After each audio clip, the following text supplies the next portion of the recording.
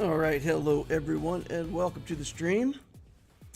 Got some Grand Arenas to play today. Gonna play the Loquitur account, Lex Talionis account. I think I might do some account building on the Lex account too. Got some interesting developments over there that are relevant to my fleet, so I might try to play around with that a little bit. So we got some entertainment for you today, I hope. Hope everybody had a wonderful 4th of July.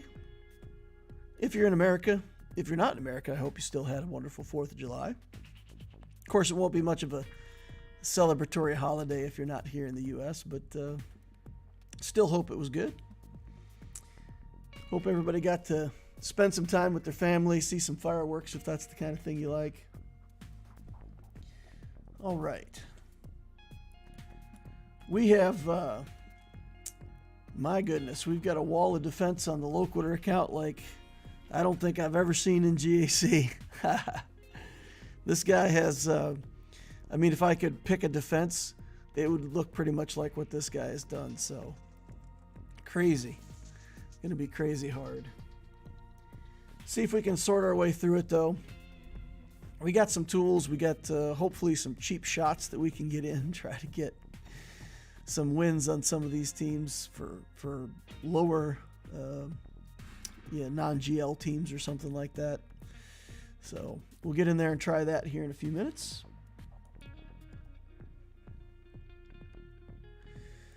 What else you guys got going on? Chat's pretty quiet, so let me know, guys, what you got going on. If there's any questions, comments, things you want to know. I think some pretty big news. The raid came out. I got to play around with the raid. And, I speculated that these leftover Jedi here would be useful for getting some score in the new raid. And it turns out that if you put Grandmaster Yoda in this team, Luminar in the lead, you do have to invest in Luminara's Zeta here. So we have to invest in the leadership Zeta for this gaining buffs that they don't have and gain that heal over time effect.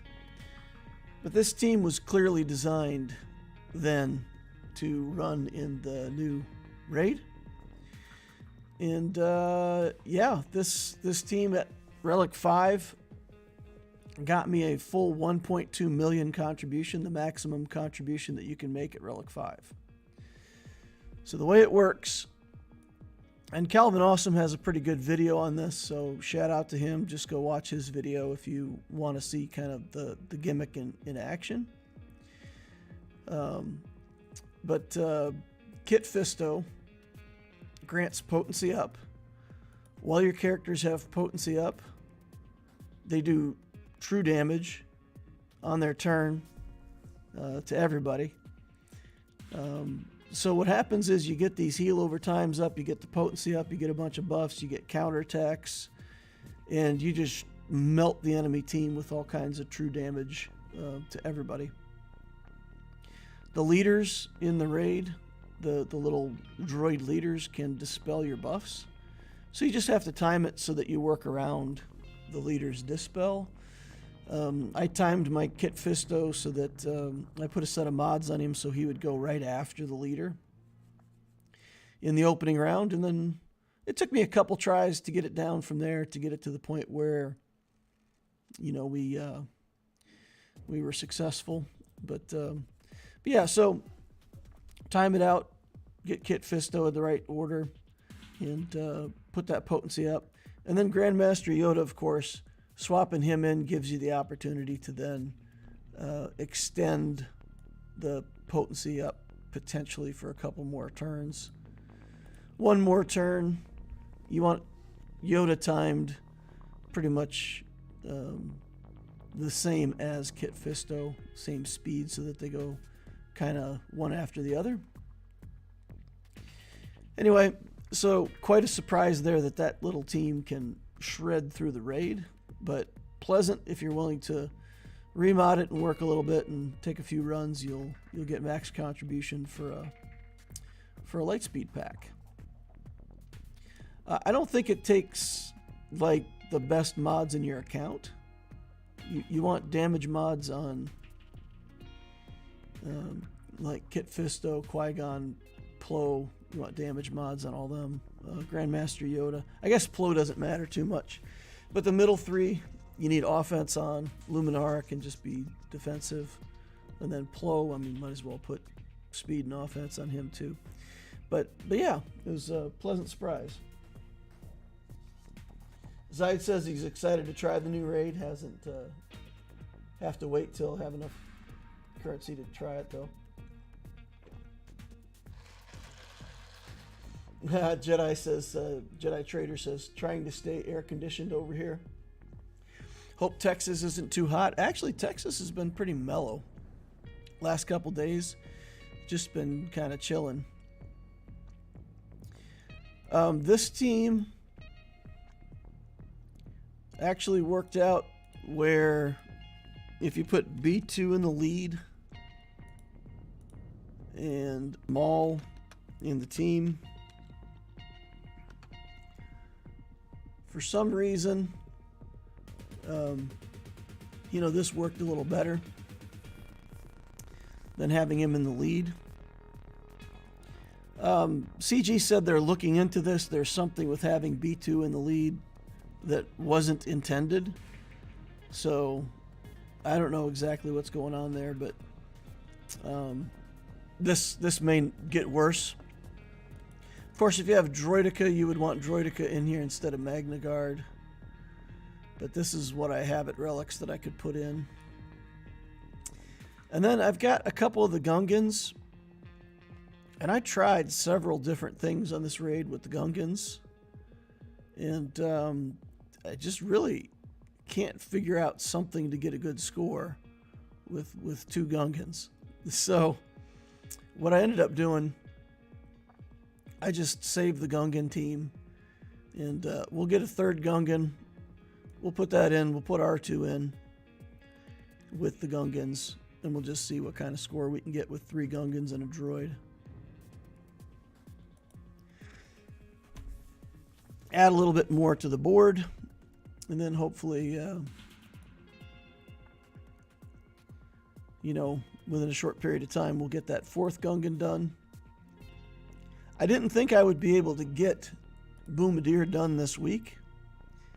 But today is my update day, and I'm 10 Cairo away, so it looks like I may just barely get enough to get him reliced. And then we've got,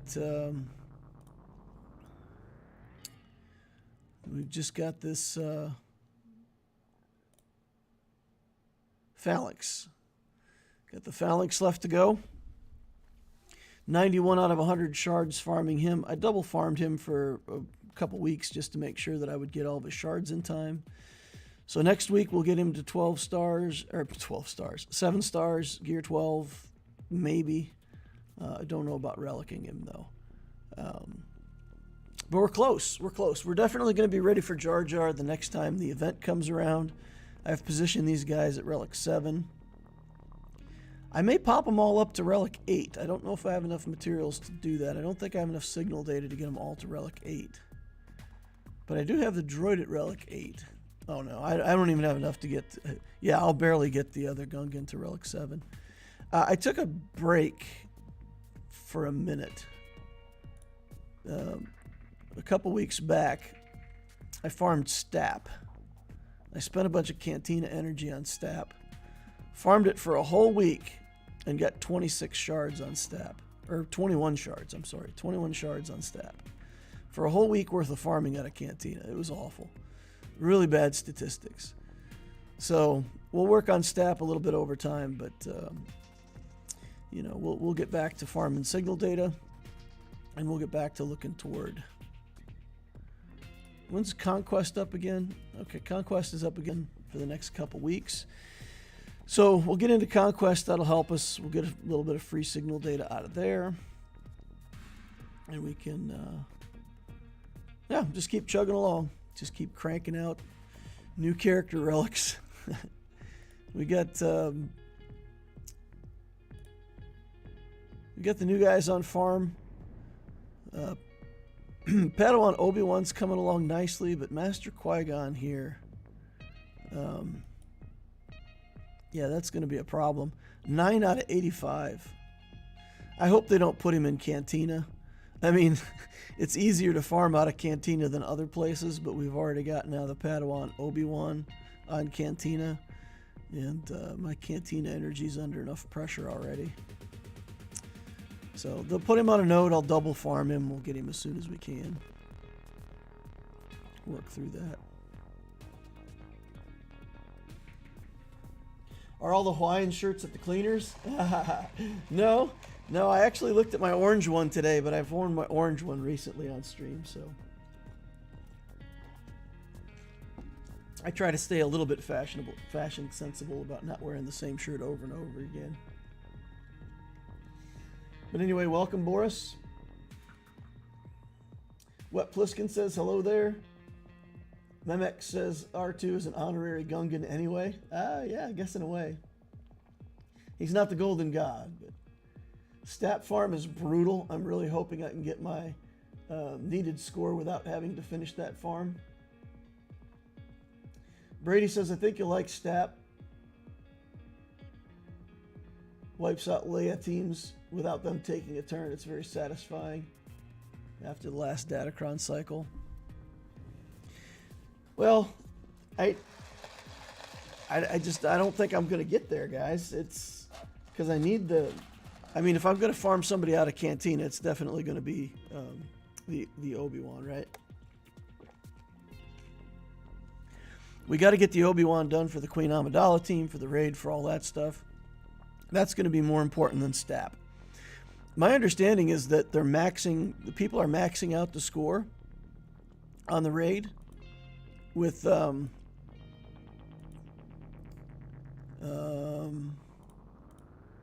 just the 3 characters, right? So my understanding is that for whatever relevant relic level you have these 3, if you have them relic 8, they'll give you max score relic 8 for that team. So yeah, if that team can just simply max out the score with 3 characters, we got to build it. We got to build the Gungans. Our guild is going to, I imagine, make like a 5 to 6 million contribution mandatory as the hallmark. Because if you look at the rewards, if everybody gets 6 million, you end up with 300 million, so you end up at this box. So you want this 265 box, but then the jump from 265 to 416 is pretty huge. I don't know if we're going to do that. So 5,200 versus 6,700. Wow, that is really a lot. That's a lot more. So 52 to 6, that's 1,550. Every raid. How much would you have to have to 416? 80? 8 million each? Let's see what it would take to get 8 million each. I'm just curious. Just messing around here. So let's go here. And let's say you were really willing to Relic 9 both your Amidala team and also your Gungan team. That's already 7.2 million. And if you can get 1.2 with the Lightspeed bundle, that's 8.4 million. I mean, I think you can do it with 4 Gungans. My understanding is you can max out the score with the Omicron with 4 Gungans. And if the 3 Amidala characters, that's 7 Relic 9s. It's a big commitment, but for 7 Relic 9s, you could have, like, the monster box. I mean, it's probably too much to ask for the guild to deliver, but yeah, that's... in a way, I'm glad they added this tier 9. I think with the Amidala team, at least, if you can max it out with 3 characters, I'll probably Relic 9 all 3 of those characters and just get this max 3.6 score. I'm going to want that team maxed for defense anyway. So, yeah, I've got a little over 2 million on my first try with still a team to go whenever I get that Gungan done. So, I feel okay about my contribution so far. We'll try to get it better next time. All right.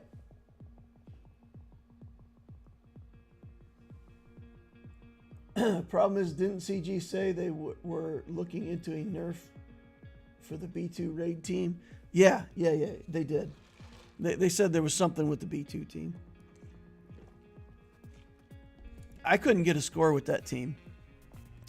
I put good mods on the team. I swapped out everything. I tried everything I could with that Sith B2 team. I couldn't kill things. As much damage as I could do, the enemies healed up so fast that I was struggling to get kills. I'd get a kill and then they'd heal back up to full, and then I'd work on them and I'd get a kill and I'd heal back up to full. And I got like, I don't know, maybe to 450,000 or so when they enraged. And I couldn't get a score with that team.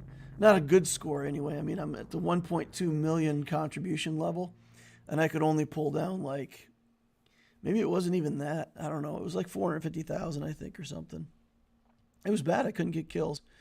So I don't know what other people are doing that would be better or more effective, but yeah, I was struggling to get kills with that team no matter what I did. So I got a score, but if they nerf my 450, I mean, I don't care. The damages with Maul. Yeah, Maul did ramp up nicely. Maul ended up at the end, he was killing lots of stuff. But by then it was too late. I mean, it took too long, and by then they maybe I should have modded him for just strictly speed, take more turns. I don't know. All right, I want to go over to Lex Talionis account before we do fleet. Because check this out. We were working on Chewbacca after the last update, and I got my last piece on Chewbacca, and I got him ready to relic up. And I looked over next to him at Han, and I'm like, okay, well, I've got pieces for Han too, so I'll start putting stuff on Han. And then just everything came together, and all of the stuff came together for Han as well. So it was like a little miracle. So we've got Chewbacca and Han, and we're going to, when it's time for Fleet Arena today, I'm going to pop these guys up to relic level and get that Millennium Falcon sped up. Because the problem right now, maybe I should demonstrate the problem first and then try to fix it and see if we can get some success there. All right. Anyway, that'll be the tactic for the Lex account here. Let's get into this GAC and take a look.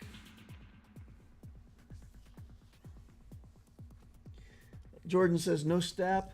Nah, Jordan, man, this account's free to play, and I'm still in catch-up mode. So I've had to basically build as many GLs as I could as they came along, and now I'm working on all the new stuff. But there's a gap in the middle. So like the whole time that let's say Malgus, Malicos, the Jedi Knight Cal Kestis journey, the Bo-Katan Mandalore journey, Stap, all of that stuff that was kind of new 6 months to a year ago, I didn't get any of that stuff because I was still working on the old GLs, finishing out Lightspeed bundles, getting Rey SLKR, getting Inquisitors for my guild for the Third Sister. So yeah, this account's missing a lot of stuff. Still don't have Darth Revan, Malik, any of that stuff in this account. We're getting there. We're working through it as fast as we can, though. I do believe I'm building my account as fast as it can be built free to play. Okay, let's look at our opponent for today. The Sith of Steel City.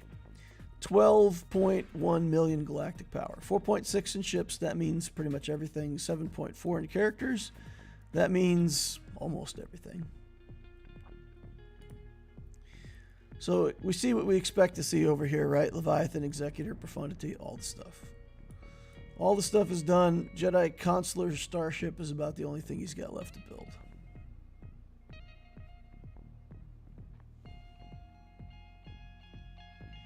With STAP, it's easy. Without STAP, not sure how well they'll do.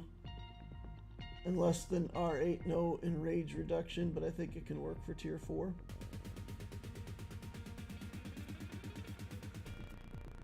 Offense modded Maul, Sidious, Nuke B2 Magna Guard is the ticket. Just do all offense modding. Brady Green says, hey DL, a little off topic, but what do you recommend for obtaining the injector pieces? What's your method on a Lex account to keep up with relics?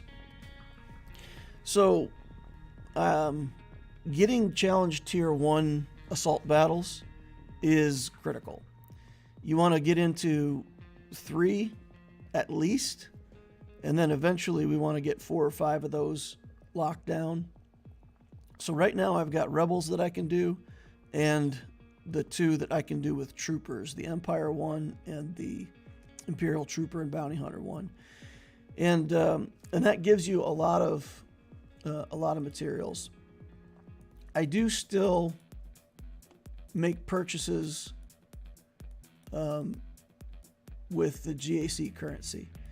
So right now, since I'm farming some of the older characters and Cairo isn't like the only thing keeping me from doing what I need to do, I do spend some of my currency here on injectors. Now, because I was trying to get Profundity in the guild event store, I didn't buy any shards of the Malevolence for a long time, and I was using this Get 2 to also support injectors. But like the week that I have these, like if I had a character right now that needed these injector handles, maybe one more assault battle would come by and I could get to 35. Whenever Conquest is up, I believe you can buy a few of these out of Conquest. I know you can in hard mode. I think you still can in normal mode. But if any of these show up anywhere in Conquest, buy them out of Conquest. And then, let's say I was at 35 out of 50 and I needed this for a relic. Maybe I could get, a couple purchases out of a shop somewhere, but I would probably have to farm up the last 10.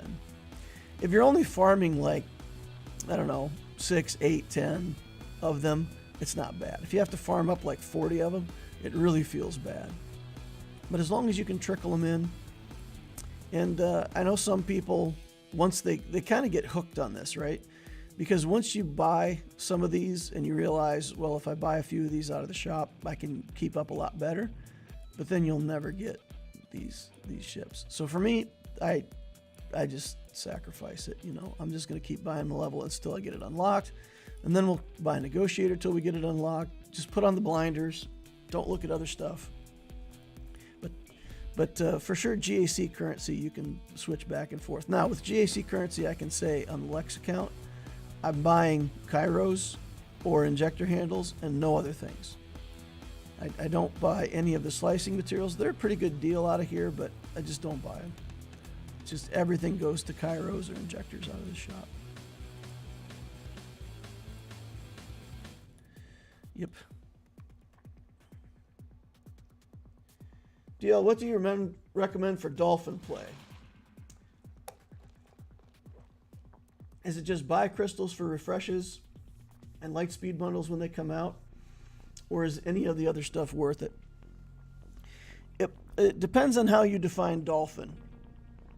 So one of the things, one of the definitions that I heard for Dolphin is basically when a new character comes out in Marquee, you buy the $30 packs and you buy the $10 Conquest packs, and that's Dolphin level.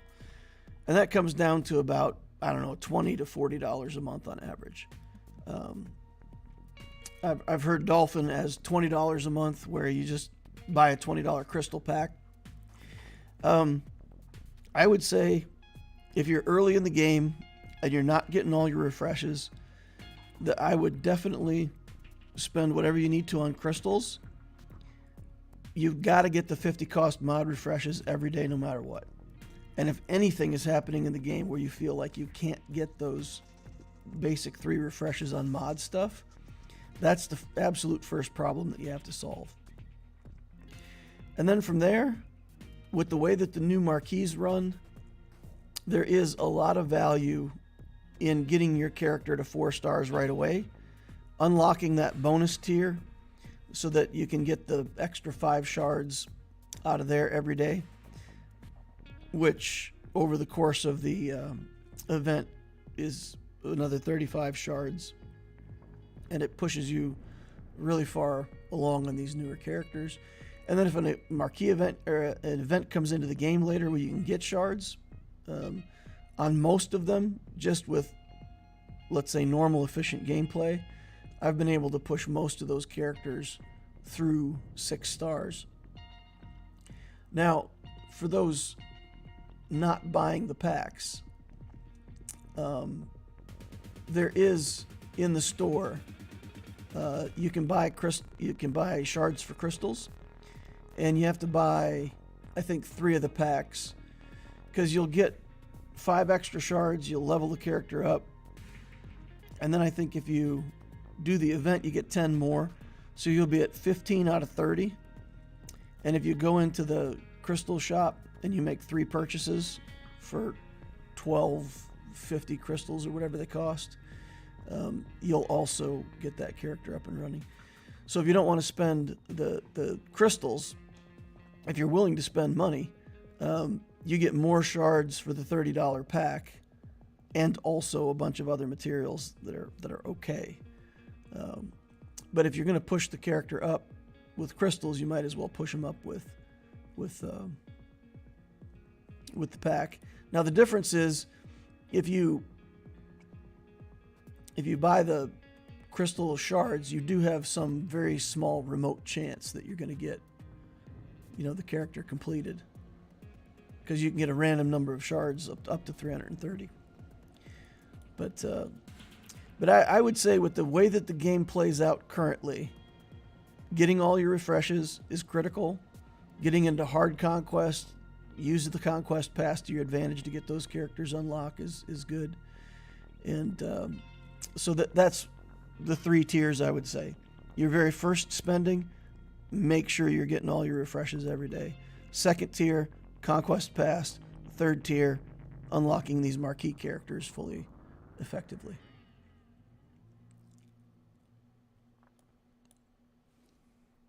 I hope that helps. And again, what you see is that building the new content, they're making that more and more game critical. So the new characters go in the raids.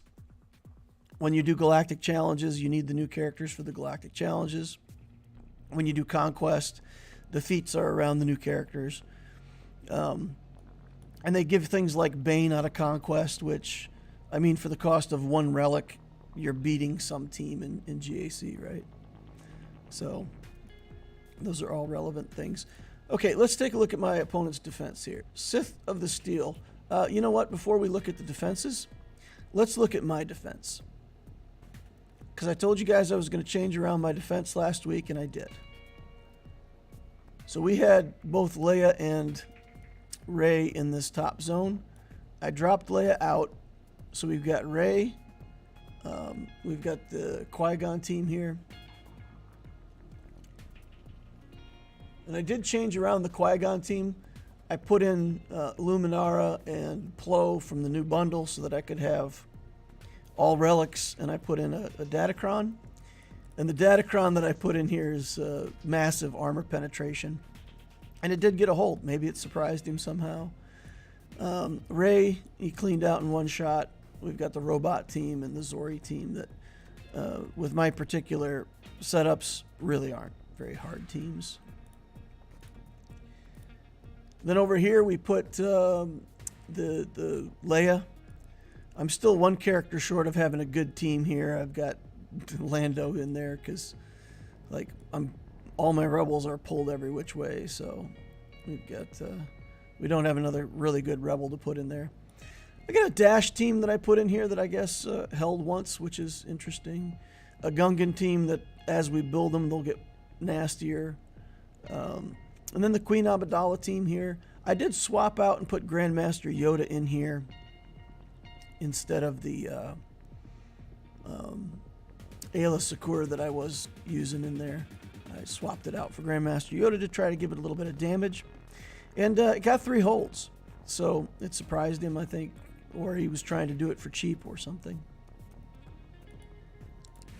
Or looking at his defenses, maybe he just didn't have anything left. And then we managed ourselves a hold, right? So he got to the back wall. He cleared some stuff, but Jabba held. So the whole idea was to try to set up my defense in a way where I would drain more of their teams through this zone. And then I put a better defense on the back wall. And I dropped 3, I don't know, I think pretty good teams on the back wall. I don't know if I should have Remnant on defense. I don't know if I should be using Remnant on defense, but for right now, I don't have another good defense to put down there instead. So you tell me what you guys have seen. Do you think Remnant is a legitimate defense, or should I be just carrying that on offense?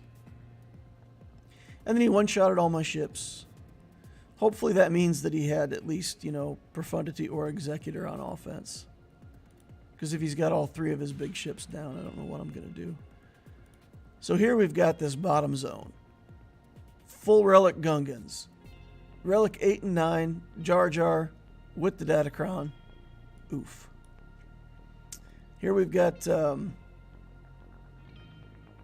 Afra team with Bosk and Vader in it. We've got a Malicos team. We've got a third sister team. We'll try to beat that third sister team with Phoenix again. Do what we must. Up here we've got Rey. We've got the Queen Amidala team. And this is a full Queen Amidala team with Padme, Kenobi, and the Padme Kron. Once again, oof. Here's Jabba. SLKR. Interesting. I don't know what to do with this Padme team. I really don't have any idea. No idea. I feel like I'm going to have to use Bane there. Because I don't know what else to do. I think Bane can beat it. I think I might want to try Bounty Hunters on it. I think what I'm going to do is I'm going to go down to the bottom and we're going to try to get through, well, I might want to take a pot shot at Jabba real quick. And then we got to try to get through this mess. What do we do against Gungans? I understand that Bo-Katan Mandalore can beat these guys, but I don't have Bo-Katan. I feel like I'm going to end up using all my best Jedi. Because, Revan should be able to snipe out the shield generator and give us chances there. But I feel like I either have to use almost like first order for the ignore taunt part, the Jedi Knight Revan to ignore taunt. I don't know what to do against these Gungans. Don't know what to do. I saw Tessanax use gas versus the Quadmate team, and he ramps up out of control. What about gas? Given how often CG has been doing the bonus shard events for the new marquees, I'm going to start passing on the new marquee packs. Well, like I said, as long as you buy those shards and take advantage of the free shards that you can get during the event itself, because extra 35 shards is nothing to laugh at. I mean, you buy 3 purchases, you get like 775. Maybe that's your normal statistics, right?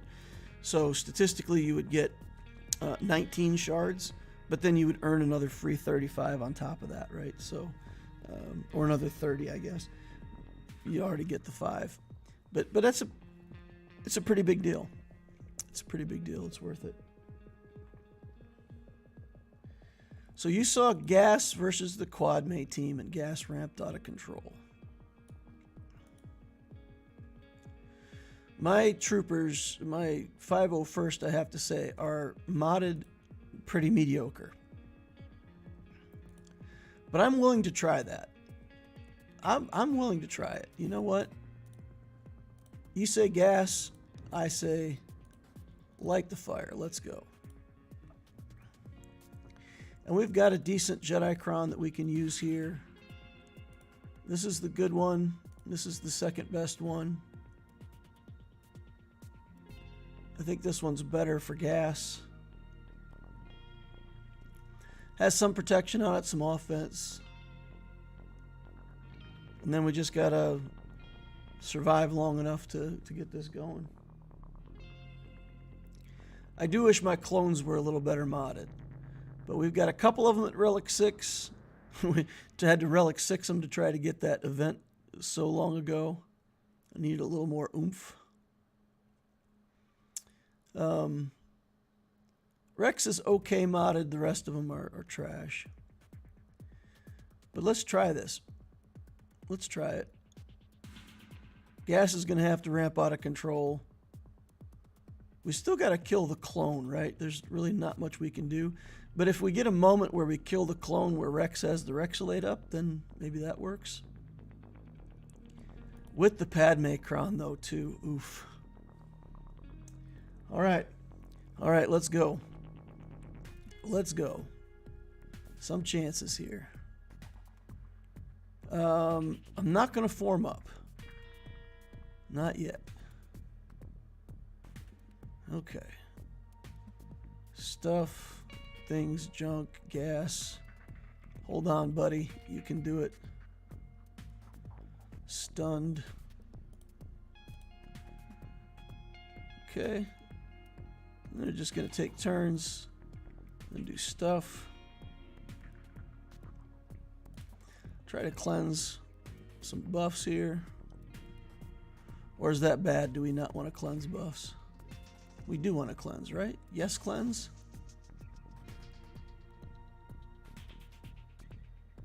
Okay. If they can sit gas down right before Rex goes, that would be convenient.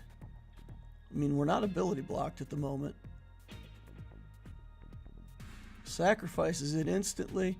We got cooled down. We're cooled down. Oh boy. There's that.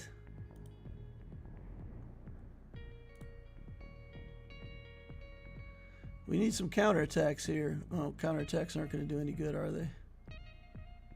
Stunned.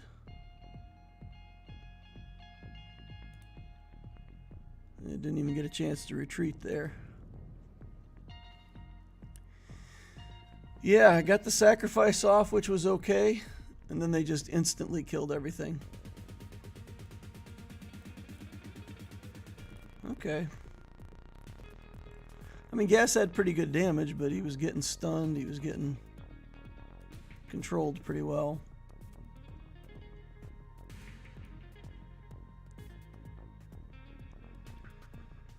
Yeah, let's try Phoenix. Let's go for Phoenix. And for anybody looking for a very strong GAC today, I'm going to be doing some account building on the Lex Talionis account. We're going to be bouncing back and forth doing some fun stuff. So yeah, just a word of warning. We're going to do a few battles over here. Then we're going to jump to the Lex account. We're going to do some account building, play some fleet matchups on both accounts to get our placement today. And we're going to have a little fun. Geo Brood Alpha looking like desperate for a relic. Kind of wishing that I'd bought that pack now. Reliced all the geos in a pack. If that pack comes back around, I'll buy it next time around. Okay. Well, there's that. Alright, let's do that and this. Armor shreds. And this is just us trying to pick skills fast, right? Because we got to kill this third sister. Like, what is it? What is it currently with the Datacron and everything else? Do we have to kill her 11 times? 17 times? I don't know. It's somewhere between 11 and 17 times that we got to kill her, I believe. That's not true. I mean, I'm just making that up, but it does feel like, oh my goodness, we're running out of specials on every character. No, come on. That timing, my God. We ran out of specials on every character.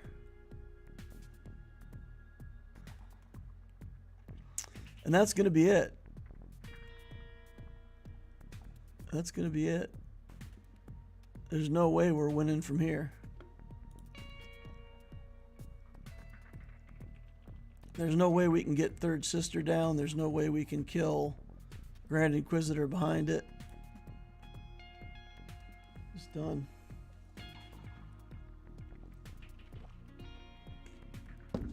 It's going to be one of the fastest GACs I've ever played. We're going to go in here and we're going to play we're going to play a good team here with Jedi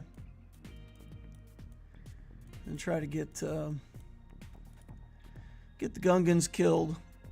I just want to know that when I need to kill them, that this team is going to do the trick. And so I believe what we need to do is just use Revan, target the generator, knock down the generator. Does it say? Okay. Shield generator can't be copied, dispelled, or prevented when it takes damage. Shield generator has no health or protection, can't be defeated or destroyed while it has plasma shielding. When all stacks expire, the generator is destroyed. It's immune to buffs and debuffs. So we can hit it with Revan and call the assists, but we cannot actually, in fact, mark it. So we just have to rely on the fact that a couple of these guys can ignore taunt.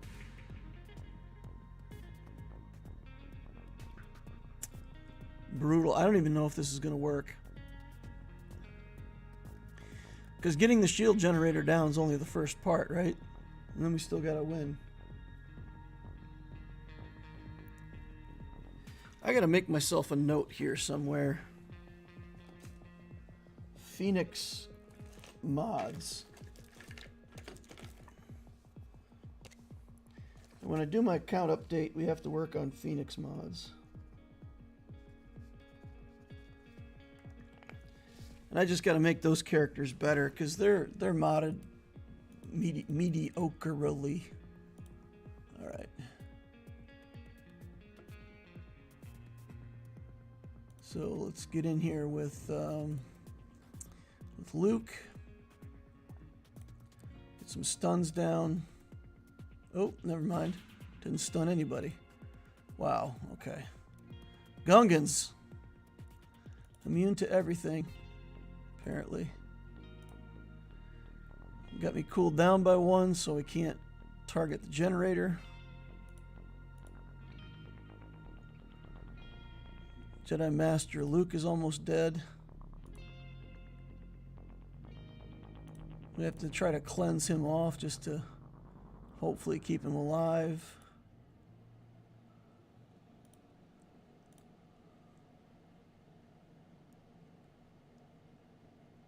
My screen is just froze up. I can't move. I don't know what's going on here. Oh, and of course.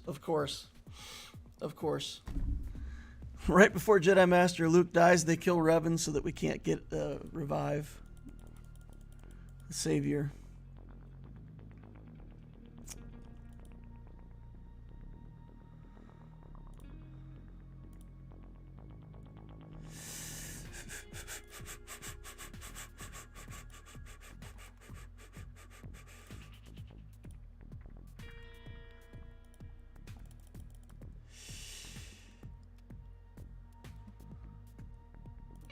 I mean, this battle is so not even close.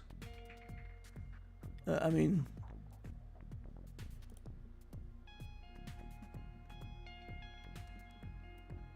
I've never seen a Galactic Legend team do so little in my life.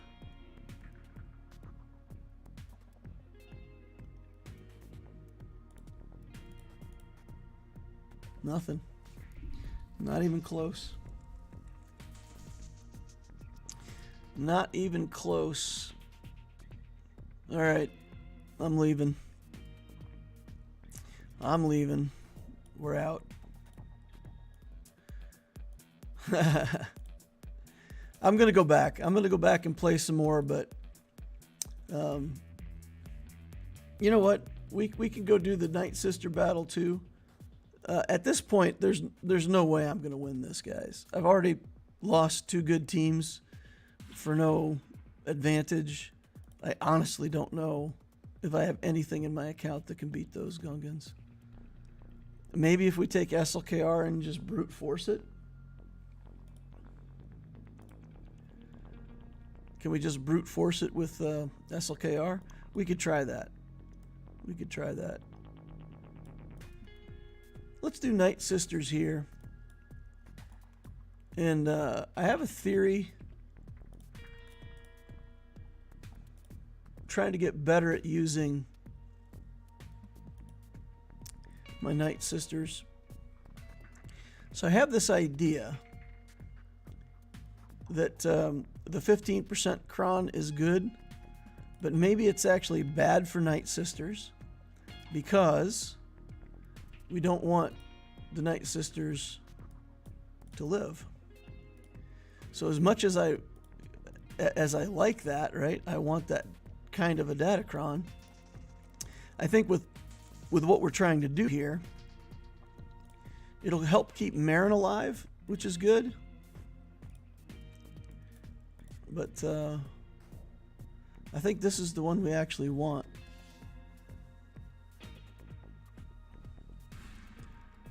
Just more accuracy, protection, prevent dodges.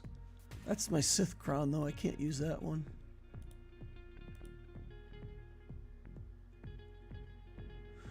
Health steal, protection.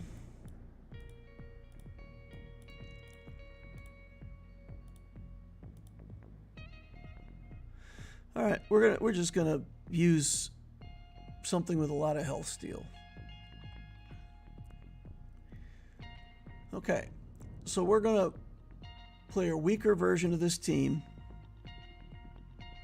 Get rid of the bulky Cron. And we're going to let the Night Sisters die and try to keep Marin alive. That's what we're doing. Now we only have one Omicron, and maybe we need to put the second Omicron on this team. Let's take a look at that too.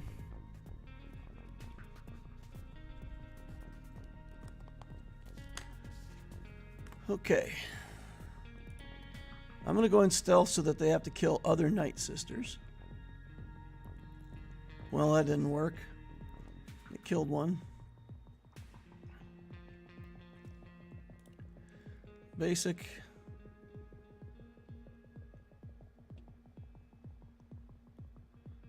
Okay. Okay. Just Marin and Daka.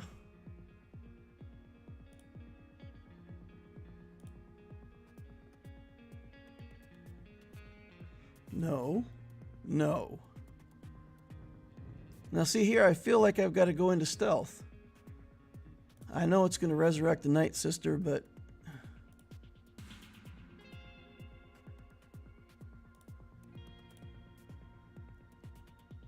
I can't have Marin be the one that gets killed.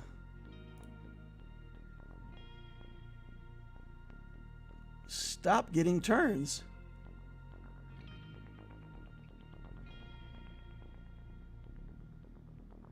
And I should have just bailed there because Chrysanthemum was still dead.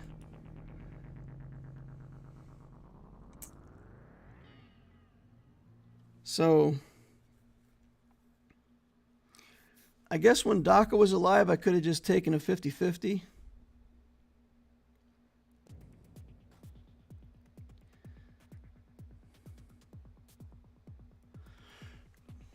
I'm just trying to think it through, like,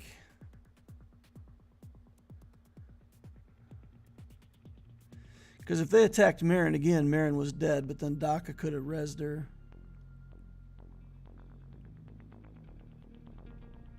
I think my Marin just needs to be a lot tougher. We just need to make Marin like off the hook, get her to like relic 7 or 8 or 9 or whatever. I feel like that's really close to working for me. I do feel like that's really close to working. Does Bane kill Gungans? Have you guys seen Bane used against Gungans? Does that work?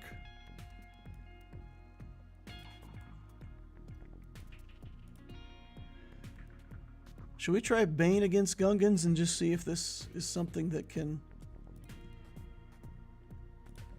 At this point, this whole Grand Arena is just for science, right? We don't have any chance of winning. So what if we try Gungans with a Banacron? Is it a new set? There's a new Datacron set with this new series, right? With the new Conquest. Yeah, with new Conquest, I think we get a new Datacron set. So this Banacron will be out.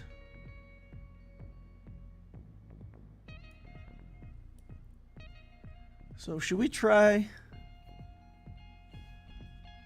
this, but with a Kron that we know will stay? That's what I want to do. So let's use a Datacron that we know will be around in the next cycle. We'll just use a moderate Kron, not the Banacron. We'll go in against these Gungans, and we'll see if we have any chance at all.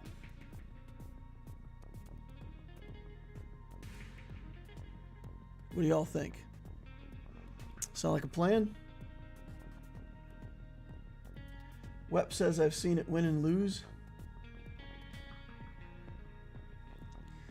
Alright, let's try Bane without the Banacron and see if this becomes an option at all for Gungans. Probably, I feel like they're going to have enough damage. They're just going to call like 1,000,000 assists on him. He'll have like 27 different kinds of debuffs. And that'll be it, but let's see. Let's see what we can get done here. Took some stacks off the generator. Okay, they've taken away my protection. They've locked all kinds of dazes and stuff.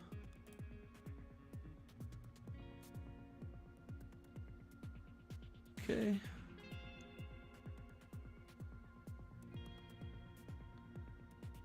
Million turns they're taking. Death mark on me now.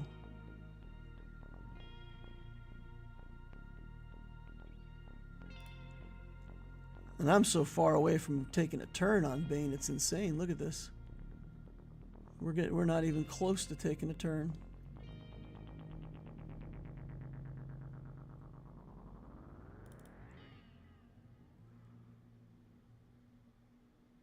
Oof.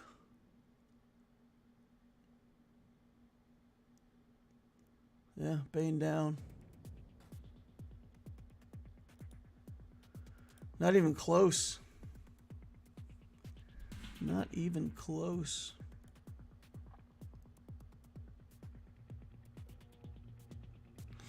All right.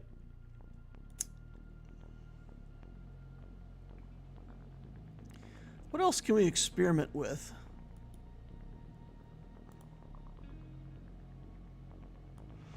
Where else can we run an experiment?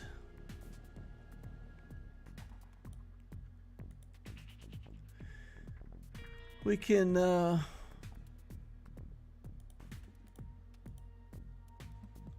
don't think Sith Eternal can do anything against the Gungans, can he? Sith Eternal versus Gungans?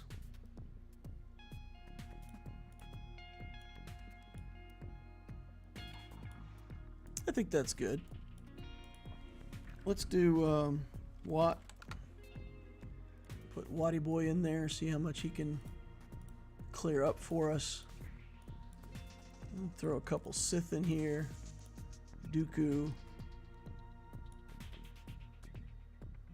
And we'll put in the Red Trooper. I mean, it's not going to do us any good, but we'll do it. Alright. Is this my Sithicron? Yep. What about Starkiller on Jabba? I have no Starkiller. Starkiller is in the period before I had... I mean, Starkiller was new when I... Loquitur counts 3.5 years old, so... Starkiller was new when I was still trying to get my first GL, I think. Well, no. It would have been after I got my Sith Eternal. But yeah, so no Starkiller. I mean, we have to do Binks and Boss Nass, I think. Makes the most sense to me. Okay, JarJar falling on his face, doing JarJar things. Oh, one-shotted my tank. You know, one good way to kill a Sith Eternal team is just never let Sith Eternal take a turn. Wow. The amount of control that these Gungans have is insane. Like, look at my turn meter. They're going and going and going, and my turn meter never moves. I'm just sitting here, not taking a turn. I mean, I've got my ult if I ever get a turn.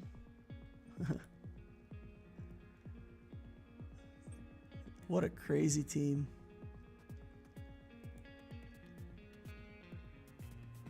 You know, guys, it may be that with my account right now, just the way it is, I may just not be able to beat Gungans ever.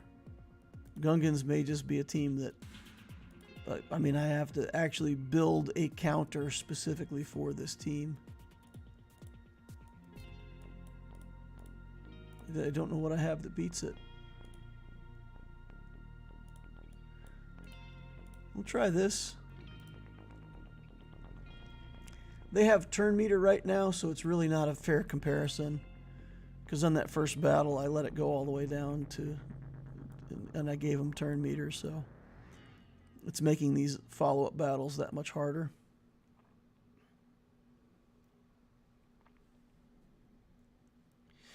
Yep, this is going to be over quickly.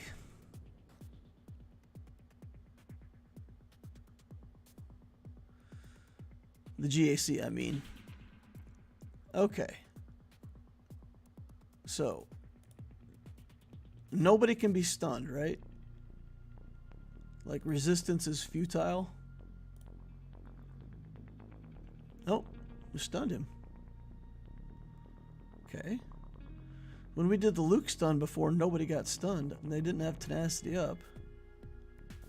Or at least I didn't think they had tenacity up at that time.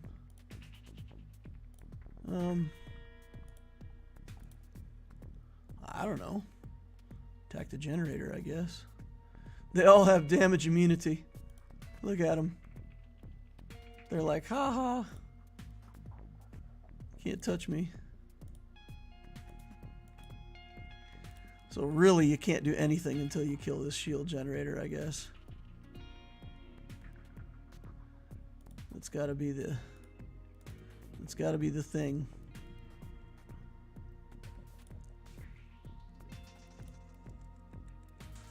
Okay.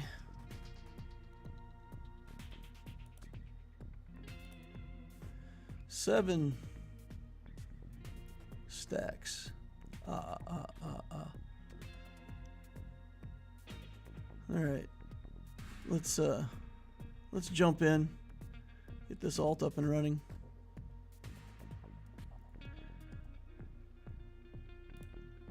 Reset. We'll just do stabs and cycles and ramp up our damage so that once we get the generator dead, we might have chances. Small chance. Anyone? 5. The fact that they just never give us any turns, it's crazy.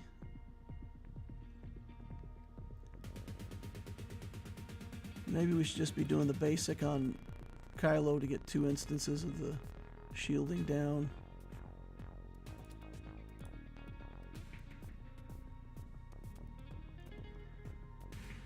We'll just, whenever we get turns, we'll take them on the shield and hopefully get this thing down and done.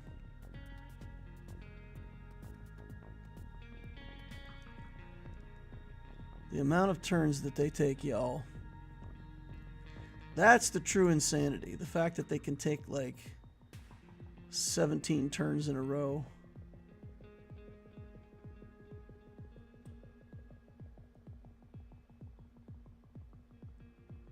And maybe JarJar, maybe if we stun JarJar, it stops some of that nonsense. If we can stun him.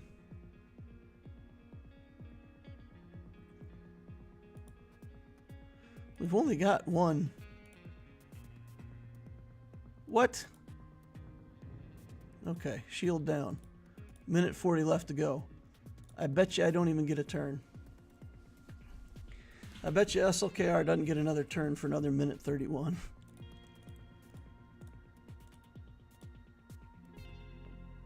Oh, we got a turn.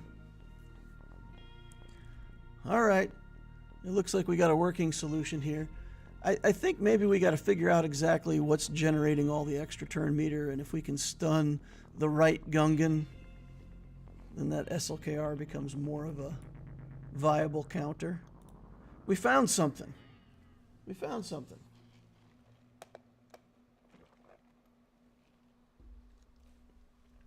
DL, what do you recommend we farm with fleet energy besides character shards?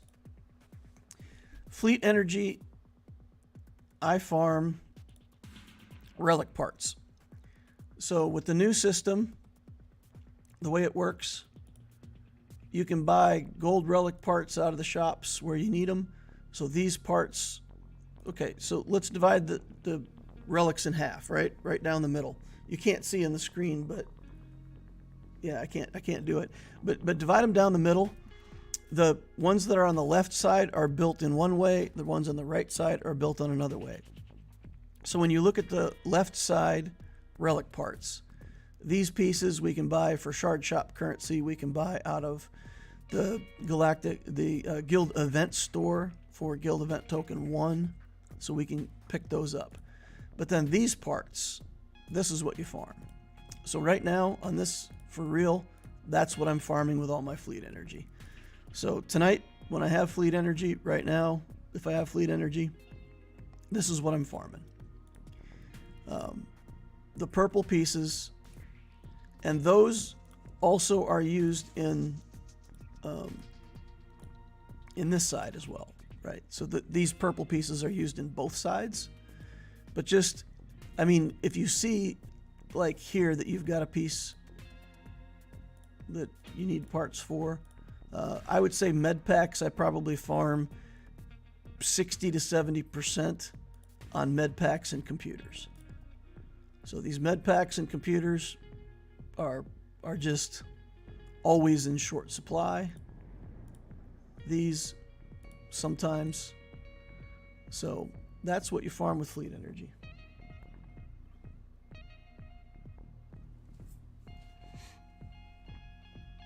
What's the best team to start 60 Fleet Arena?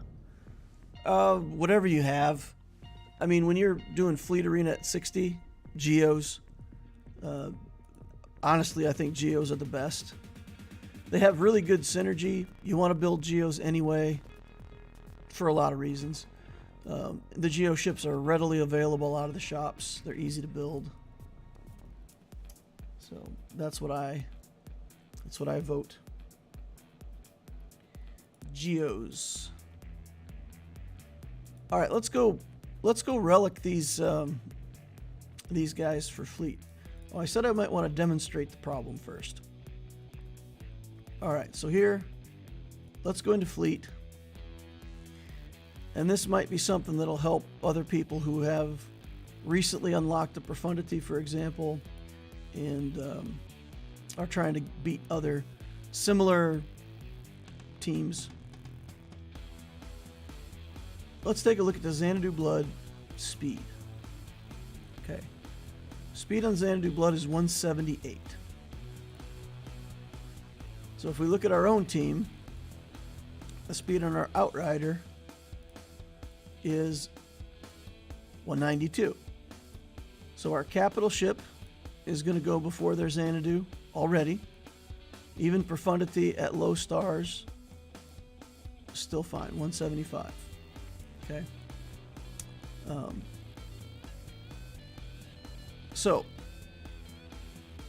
We'll get the capital ship to go off first. Outrider will go. But then because my Millennium Falcon's only 5 stars, it's got a speed of 170. What, 177? What's going wrong here?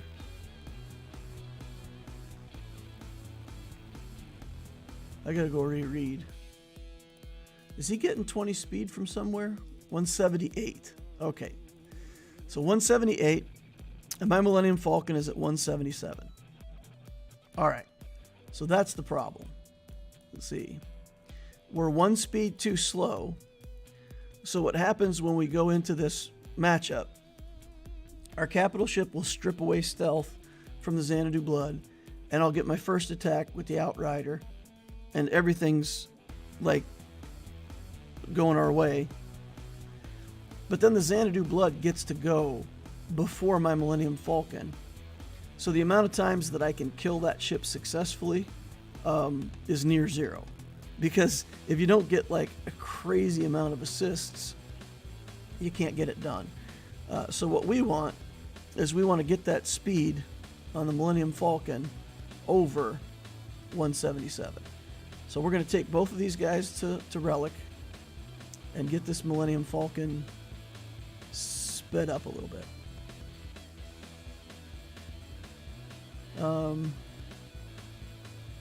We're on the ship, right? So we can just go back and forth real quick.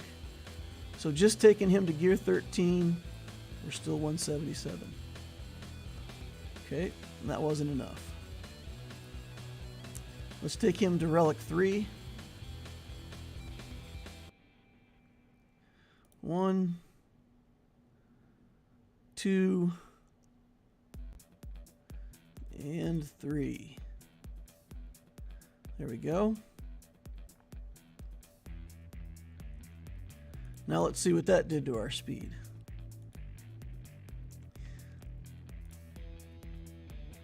All right, 178. Now we're on a coin flip. We don't want a coin flip though. All right, and then let's take him to relic 3. And that should put us at 179 or 180 speed.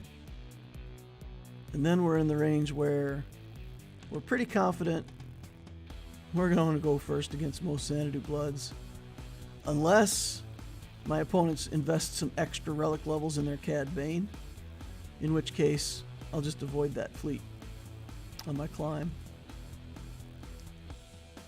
Okay. So now, where does that put us? 179. All right, coin flip gone. Coin flip gone. So let's go in and see if that solves our problem, and see if we can beat this Executor.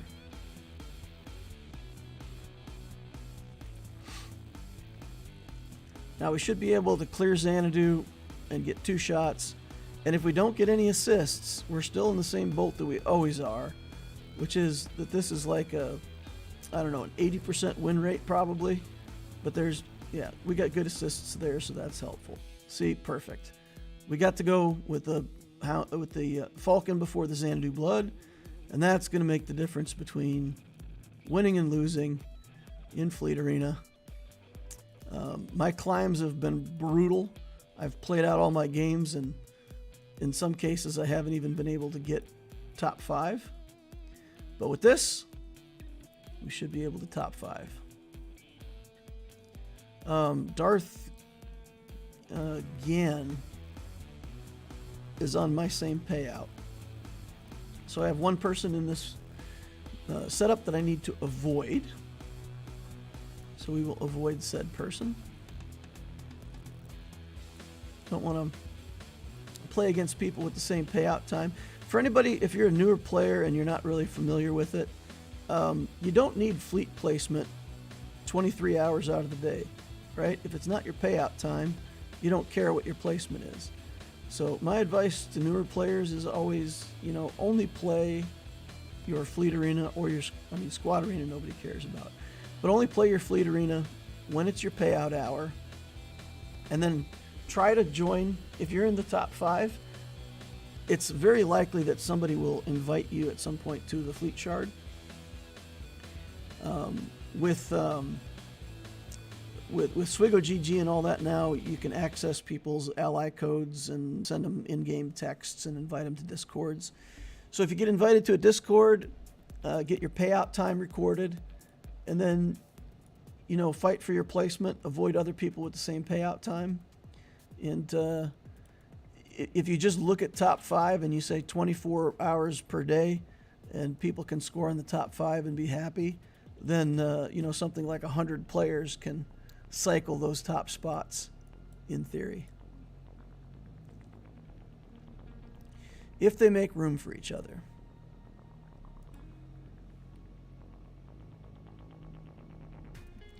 Geos play better with Executrix or Home 1 in the start of Arena. Home 1, the Geos with Home 1 are probably the most effective. If you're building into the Executor, then of course you want to use Executrix. I did Executrix on the Lex Talionis project because I wanted to try to be able to balance between my dark side and light side ships. I knew that I was building Profundity, so I wanted to go with Profundity on the light side and build an Executrix on the dark side. It didn't work. It's not effective. The issue that you have is Houndstooth in light speed bundles killed everything. And that includes like Geos under Home 1 or any fleet. So basically the answer is you can put them with Home 1, but then if you're playing free to play, you've got to go for Chimera. You've got to build the let's see what let's go ahead and cleanse that off so we can clear the taunt. You want to build into Phoenix, get Thrawn, get Chimera, and then with Chimera Geos you can actually destroy the Houndstooth. So that's where you have to end up with a free-to-play account. You got to end up on Chimera. And again, you won't have a 7-star capital ship, so you won't have a 7-star Chimera. But if you have a 6-star Chimera, at some point when you get to the alt, you just destroy their Houndstooth, and that gives you chances. If you're playing a normal game, I mean, people don't get to a 7-star Relic 5 Houndstooth anytime soon, so you got lots of time to plan. But with light speed bundles, they click a button, they have a Relic 5 Houndstooth, you're just locked out. You just don't get to play that matchup. because a relic finds 5 Houndstooth, even with Anakin and Vulture Droid as reinforcements. So I was pulling in Anakin, Vulture Droid, and Wedge, all 3 of whom have buff immunity, and you can't make it work against the relic ships. Or at least I couldn't. Hope that helps.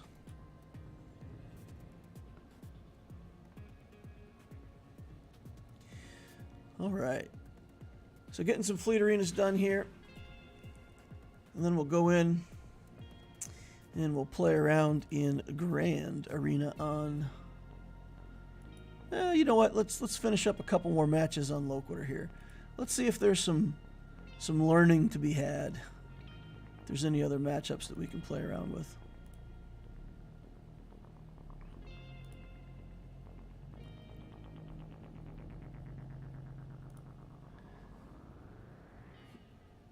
Nooch says raid. Hey Nooch, what's up, man? How's Star Wars Dad doing today? You're sending them to an awful raid, man. We've been stumped in Grand Arena here. We've just been shut down by our opponent's defense. So we're doing some science. We're doing experimentation. Let's is there any other crazy matchups that we could try here? Can we Wampa something? Can we try a crazy Wampa matchup? Wampa versus Afra? That can't work, right? There's way too much damage. Might need to be tried, though. Nooch says it happens. Yeah, we're playing some fleet arenas. We're playing. I still got the Lex Talionis project, my small account that I need to play GAC in. So we've still got some ways to entertain people. For each other dark side ally, we're gonna try this. Let's get some armor pen. Actually, let's look for something with good health steal. Do we have something with a bunch of health steal on it? That's got. Just looking for Wampa stats. Armor penetration. That's 27% health steal. Sure, we'll take this one. All right, Afra versus Wampa. This seems like a no-go, but let's see exactly how they defeat us. Let's see how they do it. All right, here we go.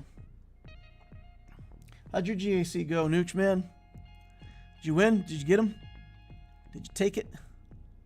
Oof. Oh, steal my turn meter.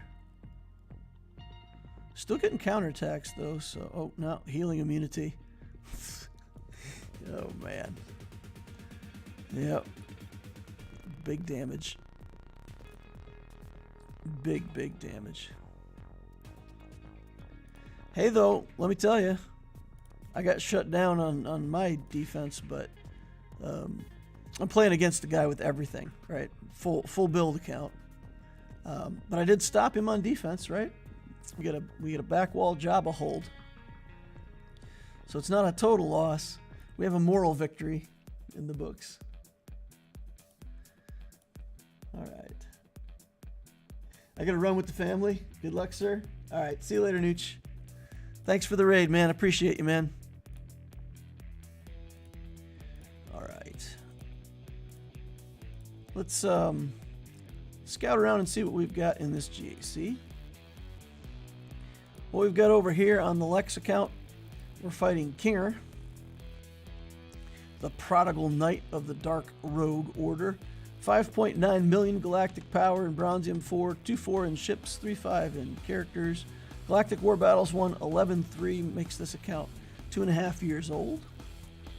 If we look at ship inventory, 2.5 years old, no Negotiator, Malevolence, or big capital ship.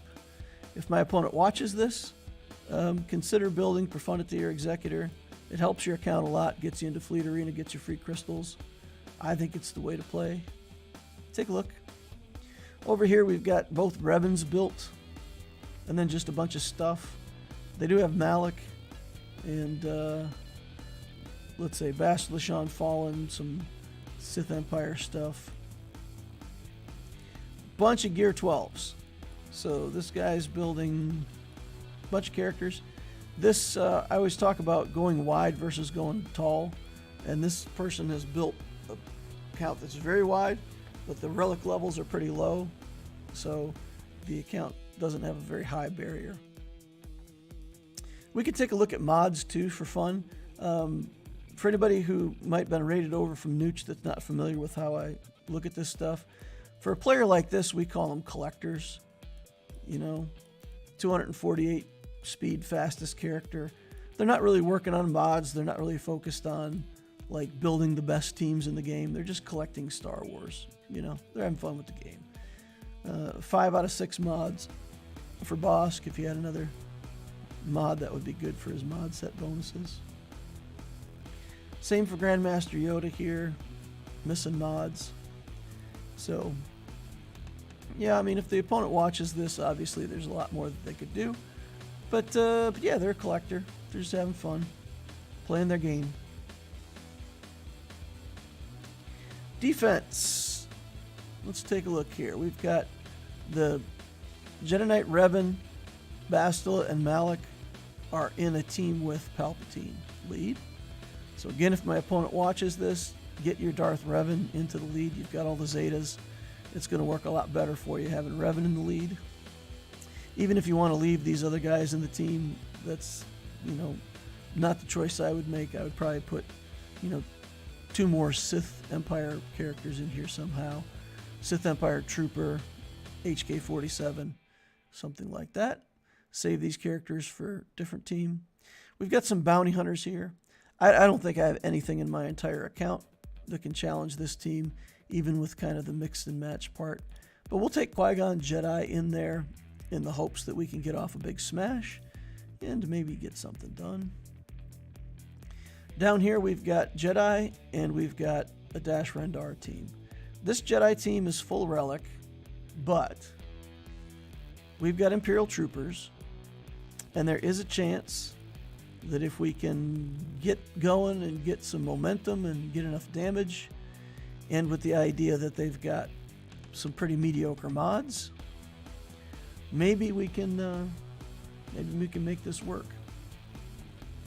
We will go for a kill on Bastila first to trigger the Savior effect, and then we will kill Yoda. Actually, it might be better to just kill Yoda, because if we kill Bastila and she happens to call Yoda, that'll give him a free turn. So yeah, we'll have to go for Yoda. We'll have to kill Yoda twice, and then we're off to the races, and we got to get Bindo. Okay, we've got lots of turn meter. I think we'll be good to get a turn before Yoda, even if we don't drain turn meter. It's close though, because Piet's our next character and him and Yoda look the same. I better drain the turn meter. No chances. Kenobi's in the way now though. That's, I knew that was coming, and somehow I failed to anticipate it.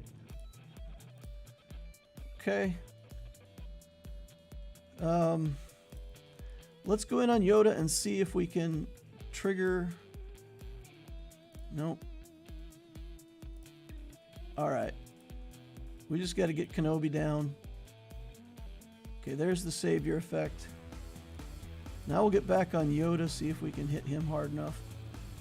Nope. Now they're getting turns. That's inconvenient. At least they attacked my relic character. Oh! That's gonna be brutal. The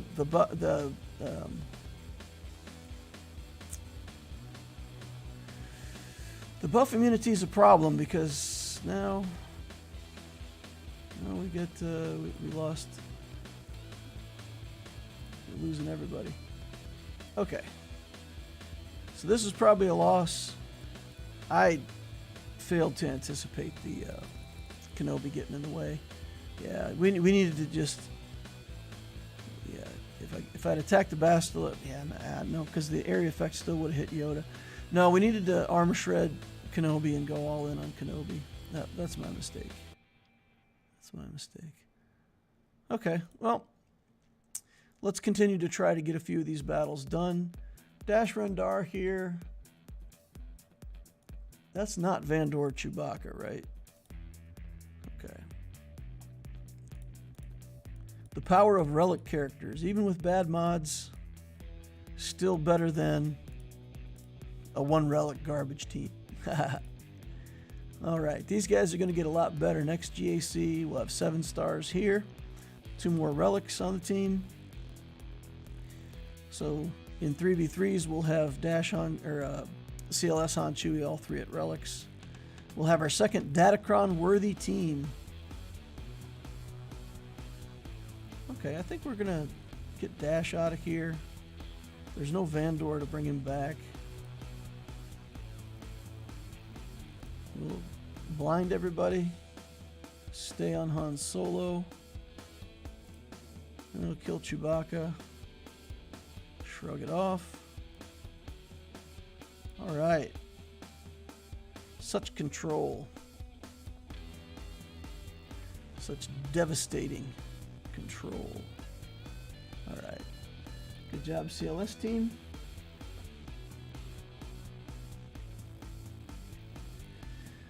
Now, if we can break through this team, we can get to the back wall. I don't see us breaking through, though.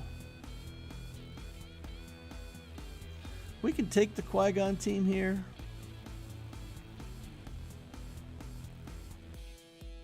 We got better chances to do something here than we do against the other team. The Darth Revan team up top. Let's go play more fleet, though. Let's reset our fleet counters and try to get better fleet placement. Early profundity. We can beat this guy in number 7 and go up a couple. This is the guy we have to avoid.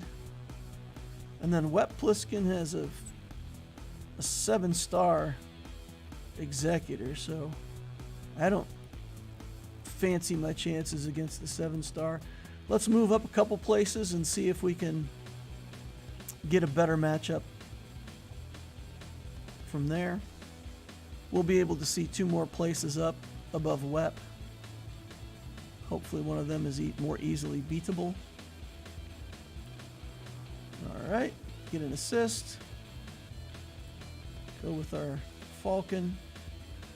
Good start. Alright. And then we'll just grind away on this Razor Crest for a couple turns. And then when he calls in his reinforcement, we will be switching over to the IG-2000 now. Got to cleanse off this Hound's Tooth.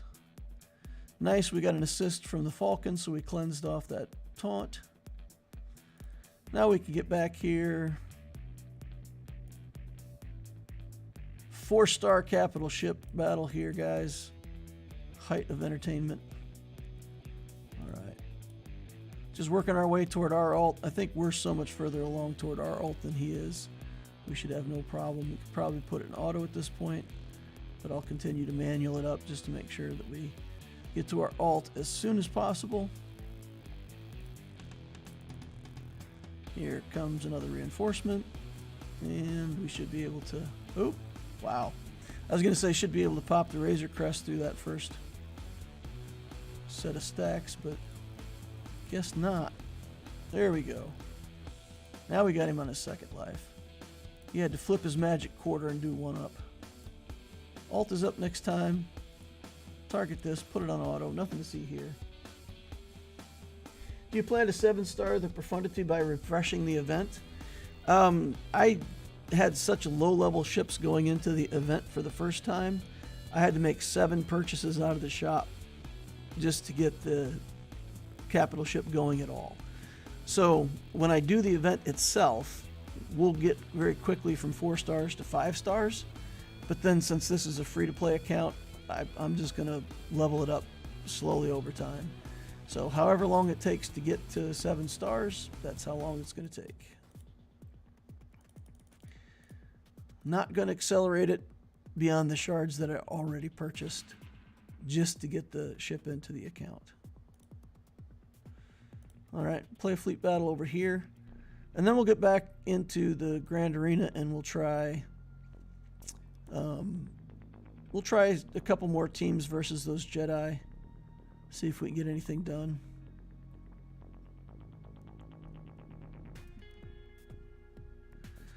Yep. All right, here we go. Same kind of thing, cleanse or do the Xanadu blood trick, get him out in the open. For anybody looking to make their ships more durable against the profundity counter, over relicking your Xanadu blood makes a big difference. It makes the matchup a lot harder if it's just a little bit faster, and tougher. If it survives that initial volley, your opponent has more problems. Cad Bane's not a character that you look to relic, though. Like, take to relic 8 or 9 feels like way overcommitment. And it is. I mean, it's a big overcommitment, and it only increases your chances by a little bit. But I have fought against somebody with a leveled up Xanadu blood, and it does make the matchup, I would say, more like a 60% instead of an 80% win rate, because you just don't get the kill on that first salvo, and it has chances to go very badly from there. So probably not something anybody wants to do, over relicking a Cad Bane, but it does make this particular matchup harder. I think most people don't fight the Executor with the Profundity, though. My understanding is most people are using the First Order counter or something like that against the Executor. I struggle with my First Order counter against the Executor. For whatever reason, I think I've gotten that to work exactly 0 times. Just never seem to get that to work in my favor.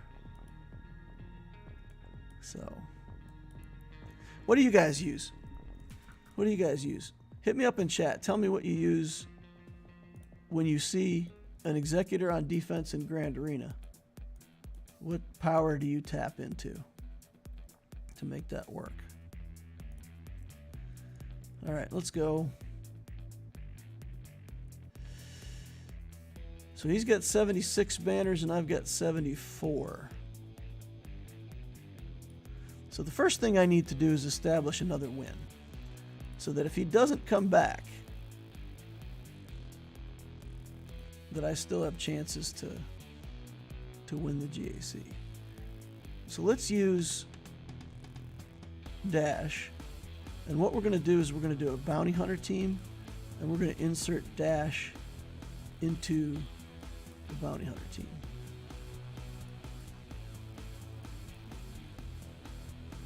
Because his leadership is nice, but he's not really adding a lot to.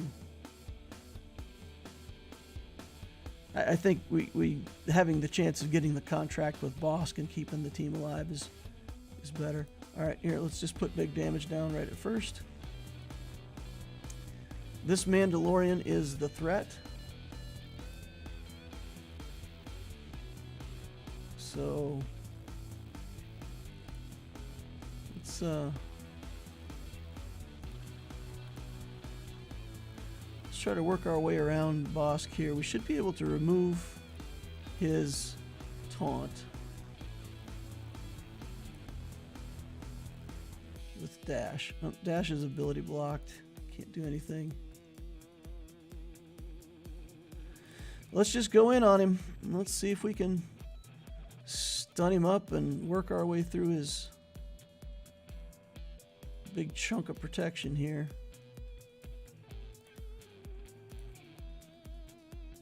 It's not looking good. Alright. Nope. Can't get rid of his taunt because he's got the Zeta, I guess. And then we're going to start losing characters to this Mando in the back as soon as they get the contract.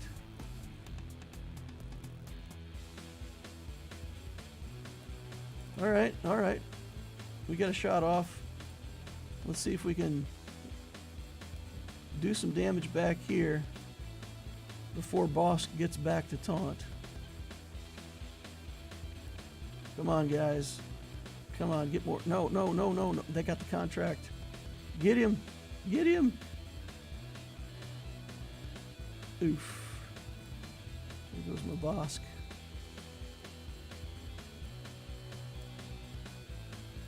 That's just not going to be enough damage. Storm Pooper says, I do the finalizer counter, but it's probably a 70% win rate, and then I clean up with the malevolence. What relic do you recommend for the Xanadu Blood? I mean, I gotta recommend Relic 5, just basic level. As, let's say that's the recommendation. But if you're gonna over relic it, then you gotta go all in. You know, if you're not gonna stick at Relic 5, then you gotta take a look at going all the way to 8.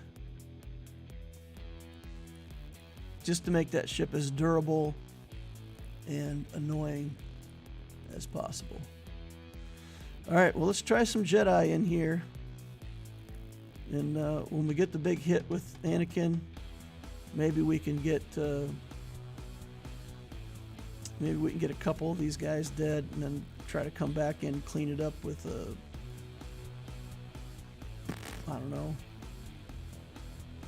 What do we even got left? An Empire team, maybe? Something like that. I'm going to take a big hit here to try to get some initial damage done.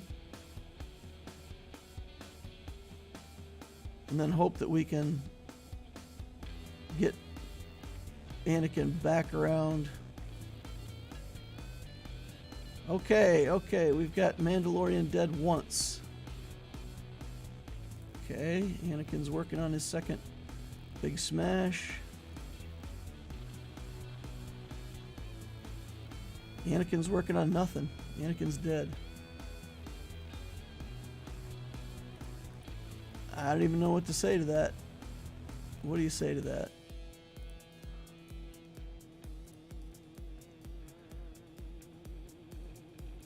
Oh my God, look at that recovery. That recovery is insanity.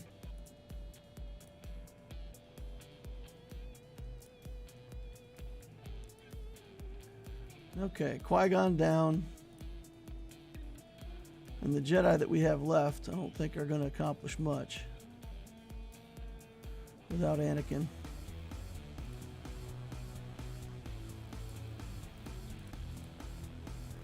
I think that's it, guys. I think we're just stumped. Stumped here. We can try this Mara Jade team. Mara Jade works pretty well against bounty hunters, but we've got to be able to somehow get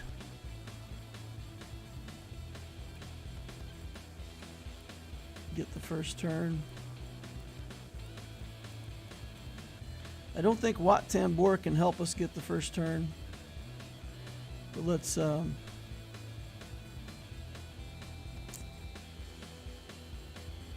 no, we need to put in Sith or Empire to make sure that we get the biggest possibility that Vader goes first. Jelly Watch says, greetings from Germany. Hey, welcome Germany. All right, so we did get a turn here with Vader, so we'll take that. We'll dance around giving everybody ability blocks. We'll do another Force Crush because we can. And then we'll try to yeet this guy out. Let's take away Bosk's turn meter. And then start with the Mara Jade shenanigans. Stunned. Reef Karga still has turn meter. Let's focus him down. Okay. Everybody's stunned.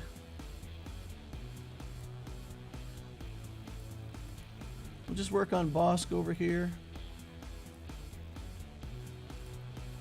And then we'll do another round of Merciless Massacre.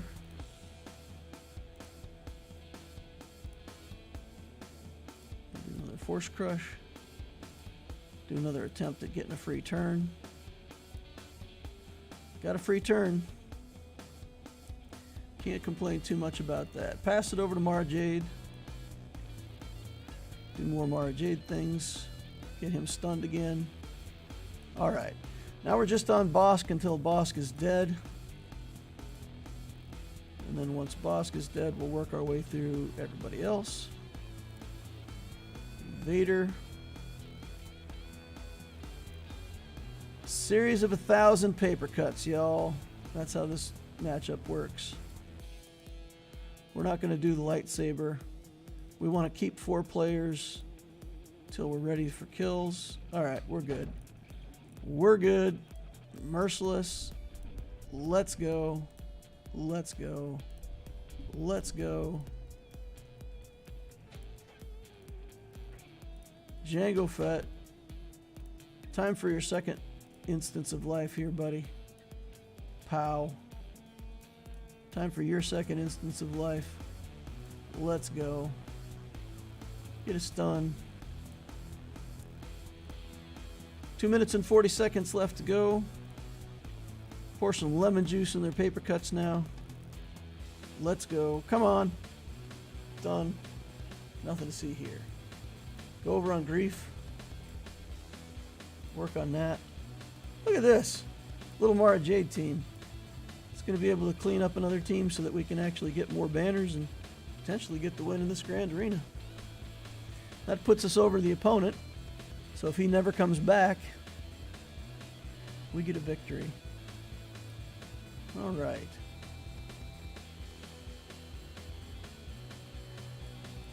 Let's take a look at fleet again. Are we clear to fly? We are. All right, Radical Edward, also a 7-star executor. Who's in the 4th spot? Dr. Noob. All right, this should potentially secure us top 5 fleet for the day. In we go.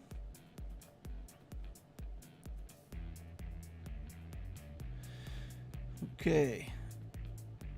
Okay. Pop out Xanadu Blood. Pray for some assists. Hey, we got some. Ooh, that was a lot. That would have been the rare victory even before we improved our Millennium Falcon. So again, for new people who might have joined later, this is the account that just got the profundity unlocked. We just barely qualified for the event. We saved up crystals for months on the account so that we could make purchases of the profundity, and we went straight from joining the event and not being able to do phase 2 to why aren't you losing your taunt, buddy? To get in the ship at 4 stars. So we're under leveled. We've got a 5-star Millennium Falcon, and still haven't finished out some of these other ships yet. Our Outriders still only 6 stars. So we're still in the process of farming and building everything that we need for this fleet. So it's one of the most, let's say, it's about the weakest fleet you could have and still have a profundity. But the nice thing is we demonstrate that it's still effective. We can still take down non-7-star executors with reasonable reliability. So even with this mid-tier. Let's call it mid-tier fleet. We're still able to success rate. speed him to the alt. And then nothing to see here. Chat's gone quiet. You guys always make me nervous when you go quiet.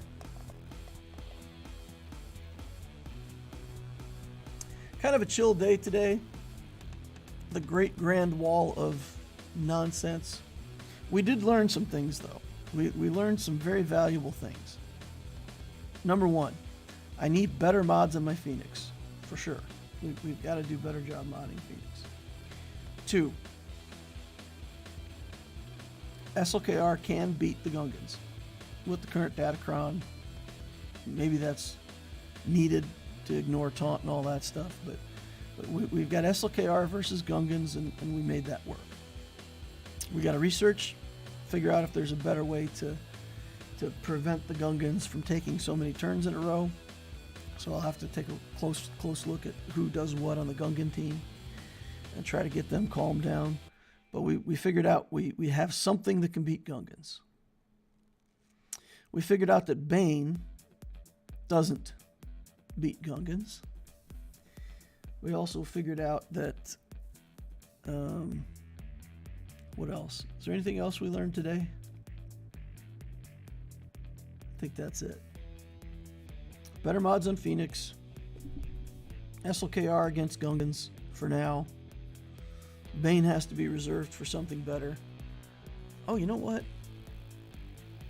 You know what? There's still something that I think is worth trying. Let's try for fleet number 1 over here. And then we're going to go in on that Padme team. And we're going to take bounty hunters in on the Padme team. We're going to take in bounty hunters. And we're going to see if we can get a quick... Is there a way to get a quick contract and sneak in and execute onto Padme with the bounty hunter team in 5v5? So we want to try that. We want to play it just to see what happens. Yeah, we're going to try that. Try Aura Sing lead, I think, is probably the thing that could get us the fastest contract. Because Bosk isn't going to work. I don't think Fennec Shand is the right ticket. Because Grief is going to get cooled down, right? They're going to cool down Grief, and then when Grief takes a turn, he won't be able to cleanse all the debuffs and get a free contract. So I think Aura Sing. We could try the Fennec lead just to see what happens. Maybe Fennec lead works. I don't think so, though. I don't think we have much of a chance with Fennec lead. I think the cooldown messes it up. I think the cooldown prevents us from being able to cleanse and get a quick contract.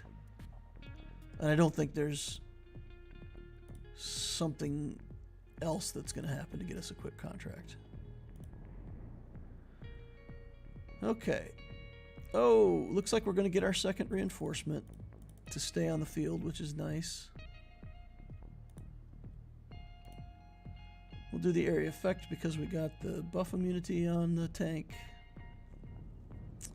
We might lose our defender here. This defender's going down fast. Okay, get that done. Okay, we've got defender, we've got the kill, we can restore the defender. Chimera's so good. Get that kill. Get a stun. Pew. Alright. Get some more stacks removed here. Alright. Chipping away. 4 stacks, 2 stacks, dead stacks. Number 1 in fleet. That feels pretty good. Let's go. Let's go back to Grand Arena. And let's try this bounty hunter team. For science. Okay. I don't think the bounty hunter team is properly timed. So with the aura version, we definitely want a certain timing. a sequence that we do that gets us the ult before Mando takes a turn.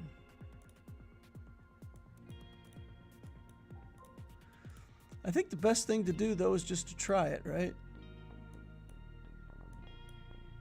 Yeah, we could do it like, wait, what? We didn't put Mando in? We gotta have Mando in there. All right, so Aura Singh, Grief, Bosk, Fennec, Mando. I think the enemy team just has too much damage, right? They just pull the trigger and like all of our stuff dies and we're sad. With these two Jedi fully finished, I mean, Padme's not that much damage. She'll stun somebody and be annoying. But these two Jedi are going to be... They're probably going to do way too much damage to us. And if the enemy team has turn meter, it's complete... Yeah, they do. They have turn meter, so it's complete nonsense. Okay. Roll the die.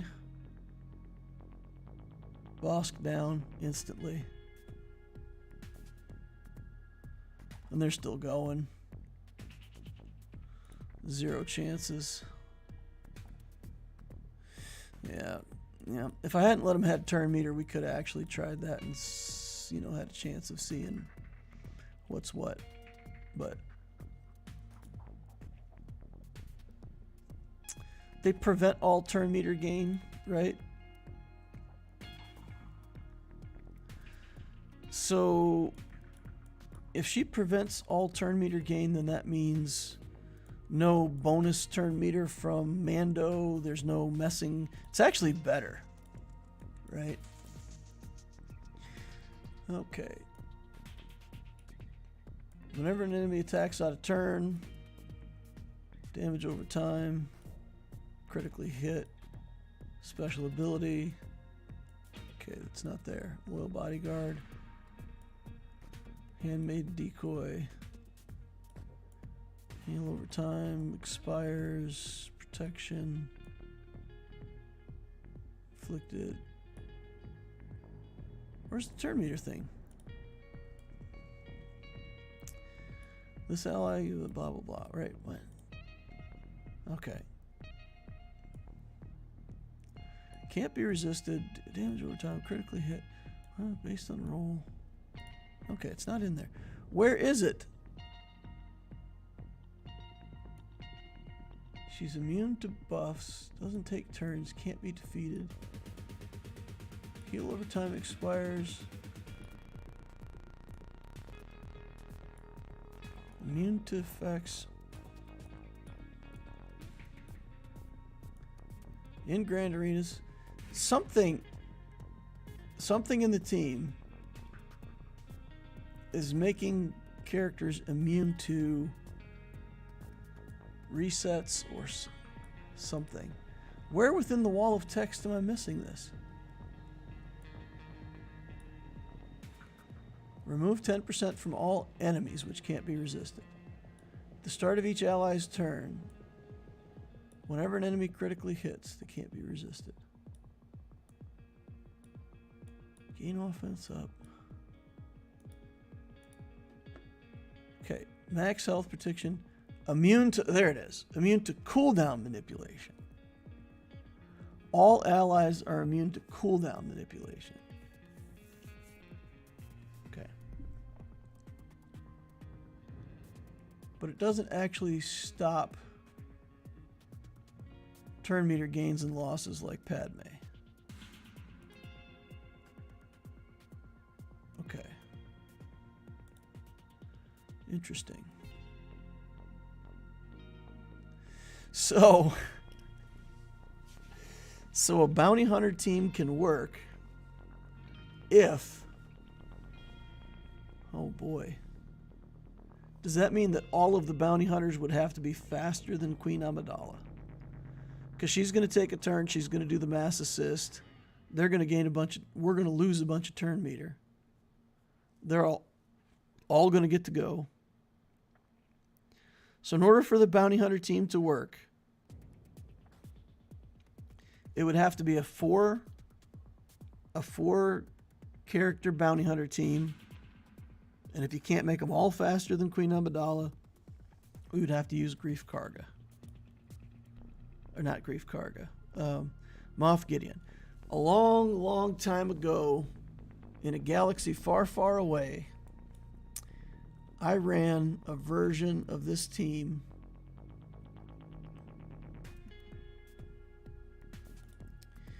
where what we had was this. We had Orsing lead. We had Grief. We had Bosk, Mando. And then we had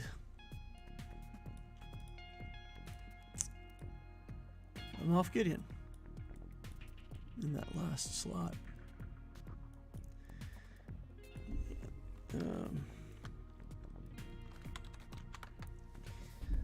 And this worked. This worked. There was just the exact amount of instances of necessary. So Aura Singh's contract, his character's taking a turn while they have a buff, right? So Aura would take a turn, use her ability that would give her a free turn, so that would be 2 turns. The Mass Assist on Grief Karga is 4, the Mass Assist on Bosk is 4, and then the Mandalorian goes, and he's good to go with his contract, because it's exactly 10, we exactly got to the contract, and then when it's his turn, he goes off. But it requires Bosk to go first, so Bosk goes, Aura goes twice, Grief goes, Bosk gets triggered by Frenzy, and then Mandalorian.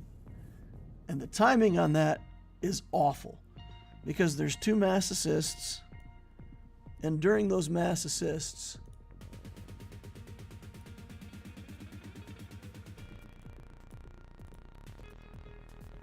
okay, that's not it. Is it this? This? Where is it? Here it is.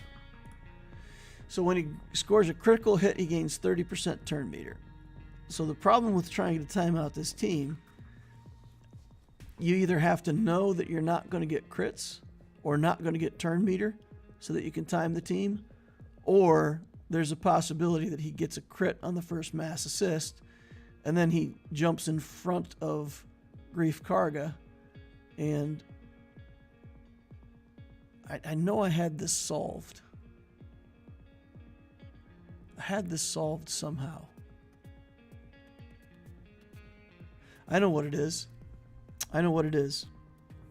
I know what it is.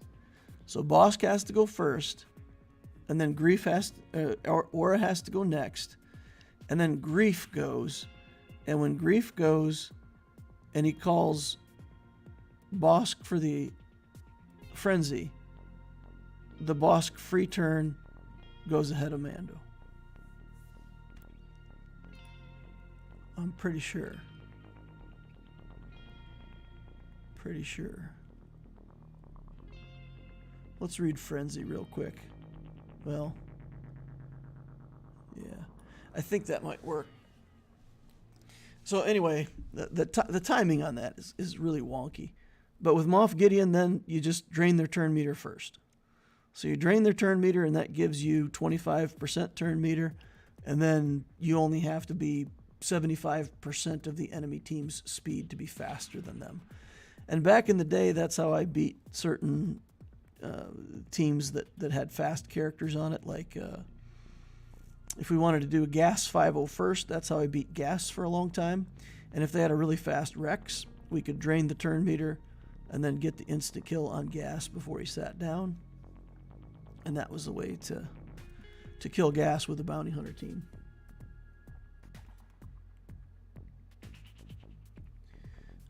Amidala is Gas target. I've defeated her with Bad Batch and with Padawan, Shock, Barriss, Kiadi.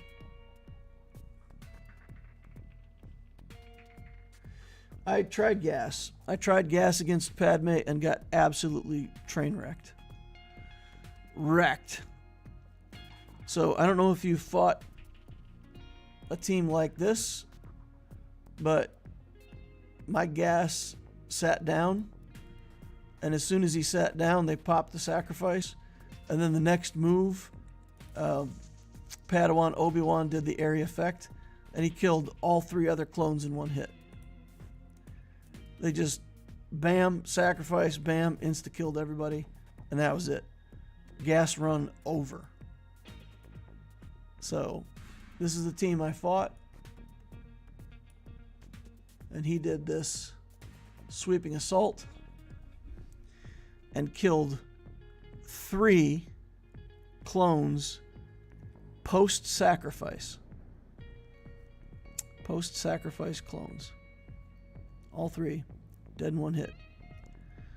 So, if your gas works, great, but I'm telling you, my gas got cut down like wheat in a field.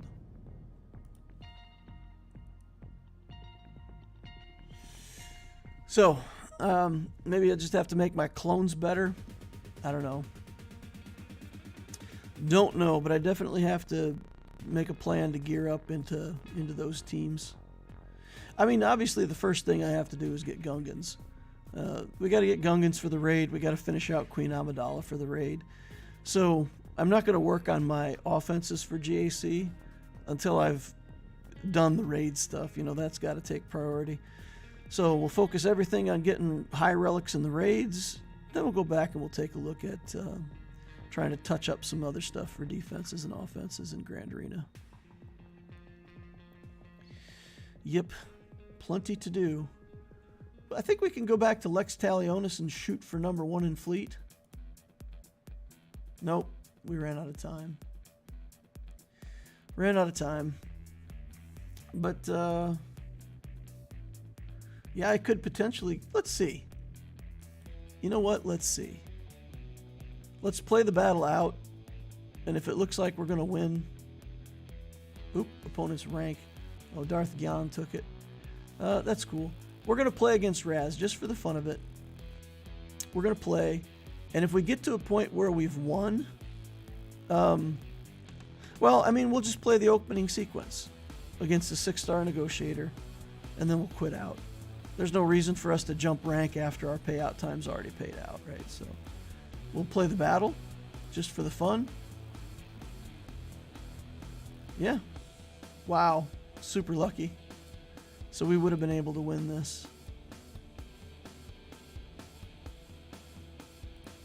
Interesting. Good to know. Good to know. Let's finish out our quests, get our daily. Alright. I'm probably going to wrap the stream up there for today, guys. Don't have much else to talk about. You know, happy 4th of July. Hope everybody had a wonderful 4th of July. And hope you get to continue to spend time with your families. I will be on vacation coming up next week. We leave on the 10th, and I won't be back until the 22nd.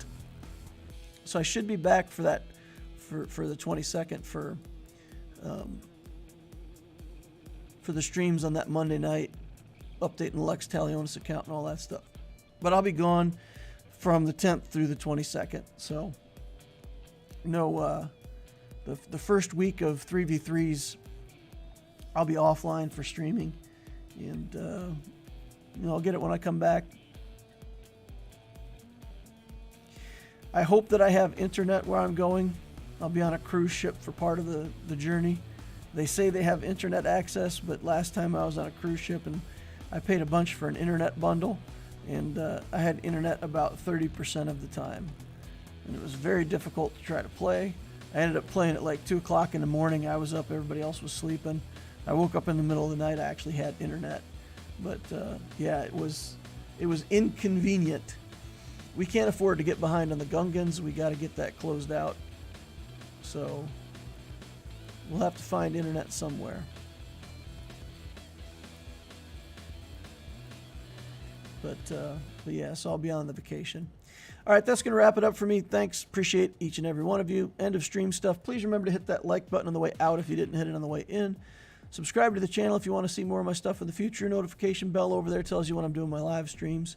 And of course, join us over on the Discord. We've got a fantastic community. The link is up above, down below. It's a great place for newer players, mid-game players, people to hang out and talk about the game and learn about things. There's an Ask Loquitur channel. You can ask me questions directly, and I'll try to get you the best answer I can, or at least start a conversation about it.